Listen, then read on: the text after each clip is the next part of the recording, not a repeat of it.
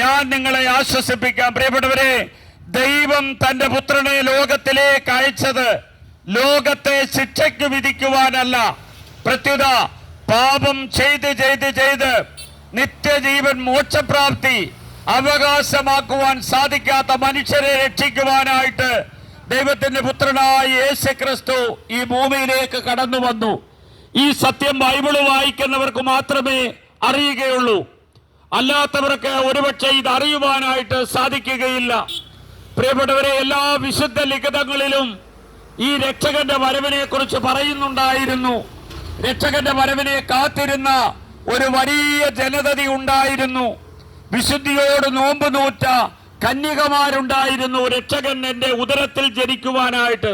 എന്നാൽ കേവലം 15 വയസ്സിൽ താഴെയുള്ള മറിയം എന്ന് പറയുന്ന ദാവീദിന്റെ വംശത്തിൽപ്പെട്ട ഒരു കന്യകയിലാണ് ദൈവപുത്രൻ ഈ ഭൂമിയിലേക്ക് കടന്നു വന്നതും ഭൂജാതനായതും.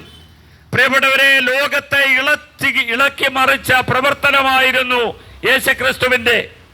അതിന്റെ കാരണം എന്താണെന്ന് ചോദിച്ചാല്, യുദ്ധം ചെയ്യുന്നവരെ കണ്ടപ്പോൾ പറഞ്ഞു, നിങ്ങൾ വാളുറയിലിടുവീൻ, വാളെടുക്കുന്നവനെല്ലാം വാളാലെ. പ്രിയപ്പെട്ടവരെ, വീണ്ടും പറയുകയാണ്, ഒരു കവള തടിക്കുന്നവന് നീ നിന്റെ മറുകവള കാണിച്ചു കൊടുക്കുക. പ്രിയപ്പെട്ടവരെ, അമർത്തിക്കുലുക്കി നല്ലൊരു അളവ് മടിയിലിട്ട് കൊടുക്കുക.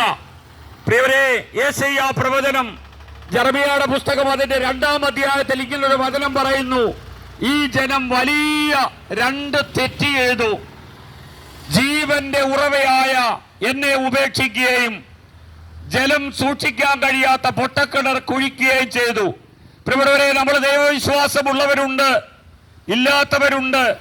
അനവധി പേരും, അതായത് 90% ആൾക്കാരും ദൈവവിശ്വാസത്തിലൂടെ കടന്നു പോകുന്നവർ തന്നെയാണ്. പ്രിയരെ, ഈ ഭൂമിയിൽ നമ്മൾ ജീവിക്കുമ്പോൾ ദൈവവിശ്വാസമുള്ളവരും ഇല്ലാത്തവരുമൊക്കെ ഉണ്ടെങ്കിൽ പോലും പ്രിയപ്പെട്ടവരെ, ദൈവം ഒരു യാഥാർത്ഥ്യമായ സത്യമല്ലേ. നമുക്കെല്ലാ ജാതി മത ഭേദമന്യേ ഒരുപാട് വ്യക്തികൾ ഉണ്ടെങ്കിലും പ്രിയരെ, ദൈവം ഒരാളെ ഉള്ളൂ എന്നുള്ള സത്യം നമ്മൾ മനസ്സിലാക്കണമേ. നമുക്കെല്ലാവർക്കും അറിയാവുന്ന ഒരു സത്യമാണ്. ശക്തികൾ ഒരുപാടുണ്ട്, ആരാധന ക്രമങ്ങൾ ഒരുപാടുണ്ടെങ്കിലും ആകാശവും ഭൂമിയും സൃഷ്ടിച്ച ദൈവം ഒരുവൻ മാത്രമേ ഉള്ളൂ എന്നുള്ള ഒരു സത്യം മനസ്സിലാക്കണമേ. യേശുക്രിസ്തു താൻ ദൈവമായിരിക്കെയാണ് പാപികളെ രക്ഷിക്കാനായിട്ട് ഈ ഭൂമിയിലേക്ക് കടന്നു വന്നത്. ആരാണ് പാപികള്? പ്രിയപ്പെട്ടവരെ, എല്ലാ മനുഷ്യരും പാപികളാണ്. പാപം ചെയ്യുന്ന ഒരു വ്യക്തിക്ക് ദൈവരാജ്യത്തിൽ പ്രവേശിക്കുവാനായിട്ട് സാധിക്കുകയില്ല. ഇത് ഞാൻ ബൈബിള് പറയുന്നല്ല, സകല മതഗ്രന്ഥങ്ങളിൽ രേഖപ്പെടുത്തുകയാണ്.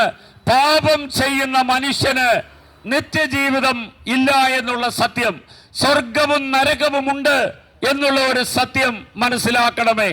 ഒരാൾ പോലും നശിച്ചു പോകാതെ നിത്യജീവിതത്തിലേക്ക് നമ്മൾ പ്രവേശിക്കണമെന്നാണ് ദൈവം ആഗ്രഹിക്കുന്നത്. കാരണം നമ്മുടെ മാതാപിതാക്കളിലൂടെ നമ്മുടെ ശരീരത്തുള്ള ഈ ആത്മാവിനെ ദൈവമാണ് സൃഷ്ടിച്ച് ഈ ഭൂമിയിലേക്ക് അയച്ചു എന്നുള്ള ഒരു വസ്തുത പ്രിയ സഹോദരങ്ങളെ നിങ്ങൾ മനസ്സിലാക്കണമേ.